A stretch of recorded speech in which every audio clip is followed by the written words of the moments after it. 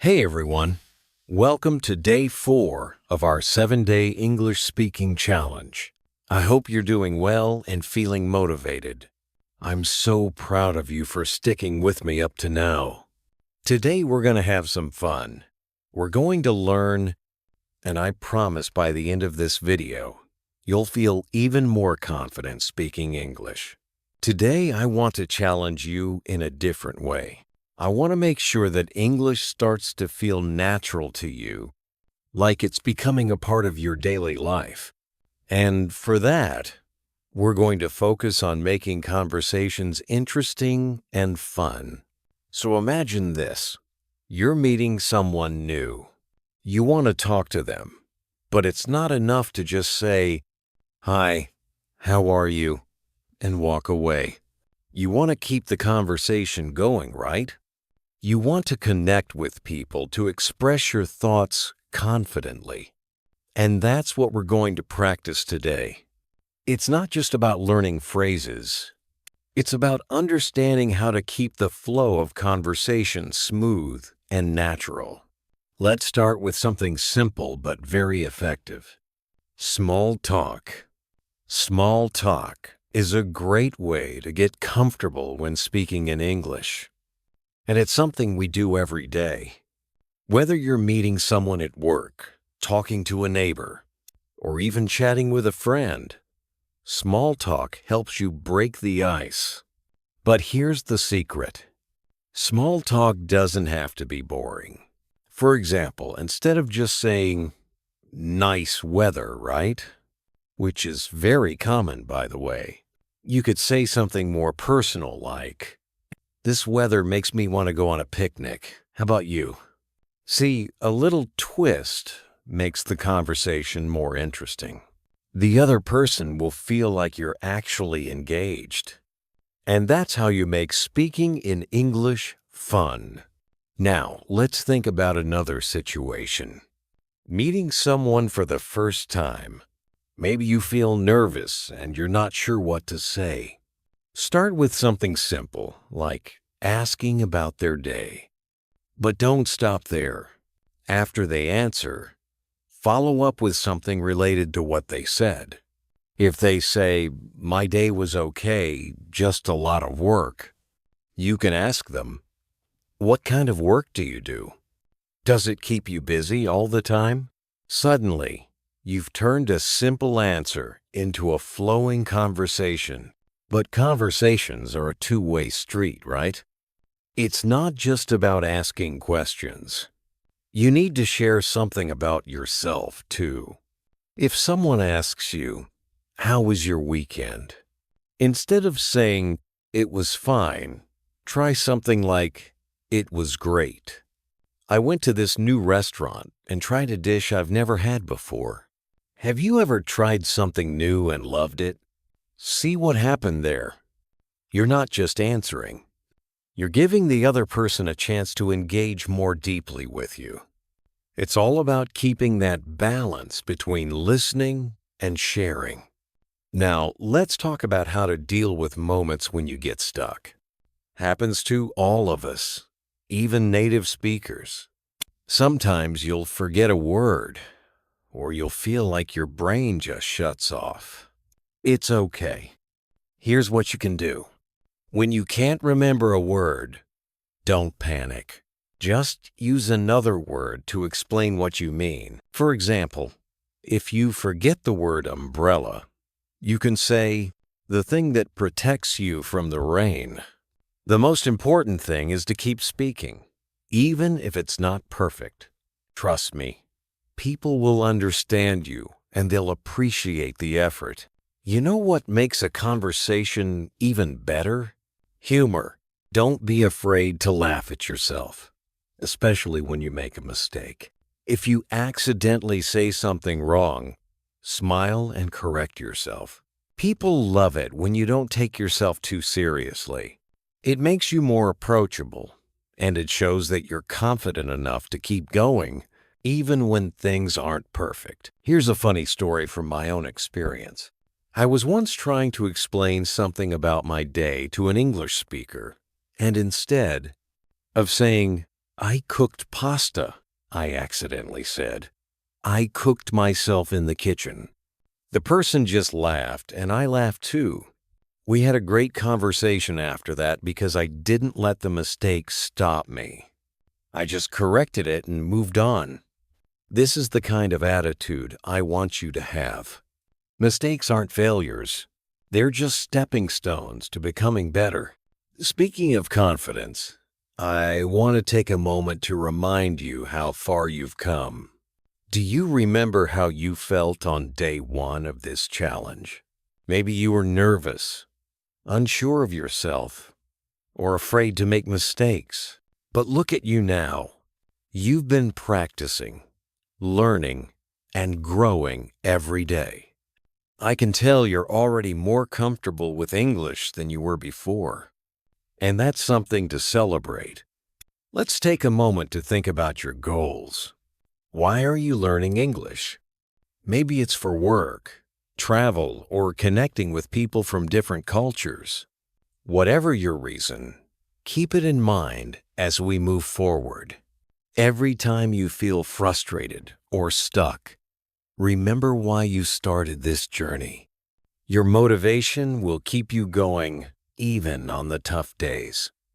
Now, before we end day 4, I want to give you something practical you can do right now. I want you to think of a topic that you're passionate about.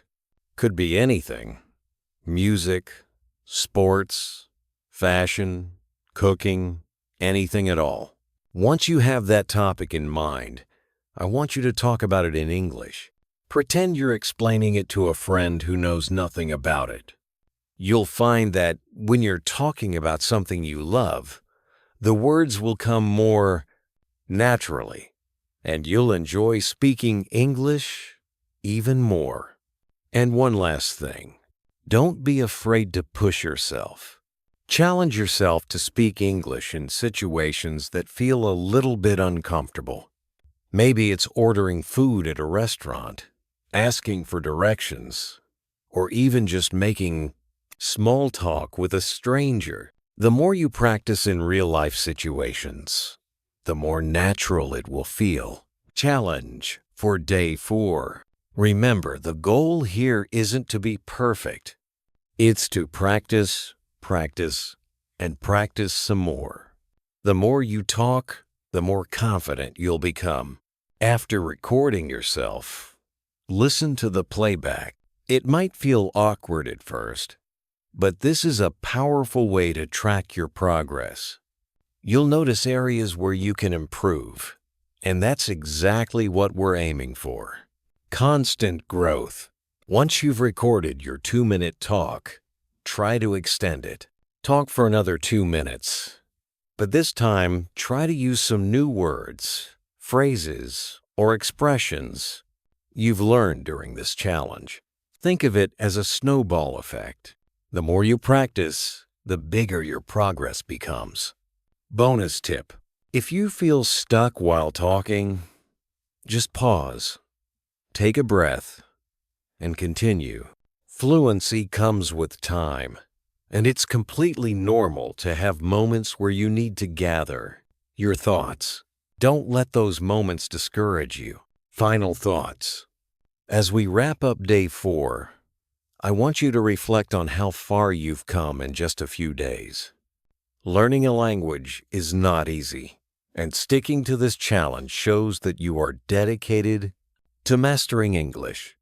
The key to becoming fluent is consistency.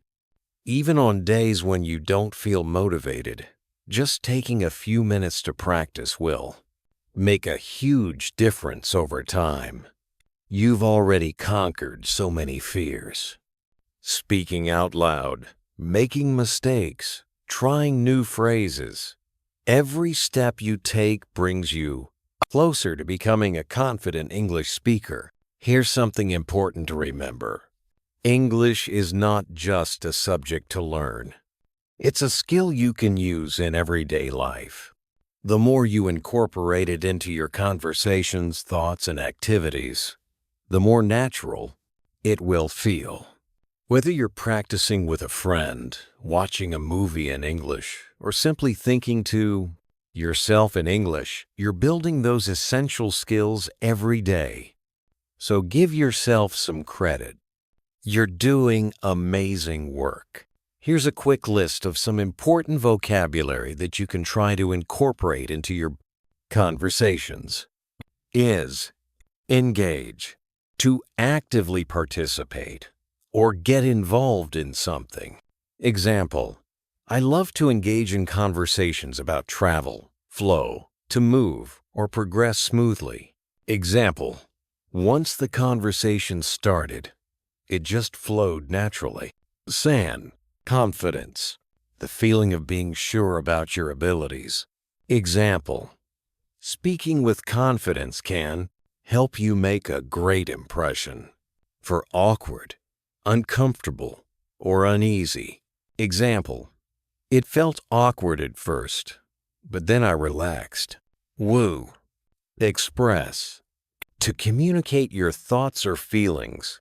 Example, it's important to express yourself clearly in any language. Look, come, to successfully deal with or conquer a challenge. Example, you've already overcome so many challenges in this journey. Let's finish off with a few motivational quotes to keep your spirits high. E. The expert in anything was once a beginner. You started this challenge with a goal, and every day you're becoming an expert in English. R. Success is the sum of small efforts, repeated day in and day out. Every time you practice speaking, you're moving one step closer to fluency. San, don't watch the clock. Do what it does. Keep going. Time might feel slow when you're learning, but persistence is key. Keep going no matter what. C, success are proof that you are trying.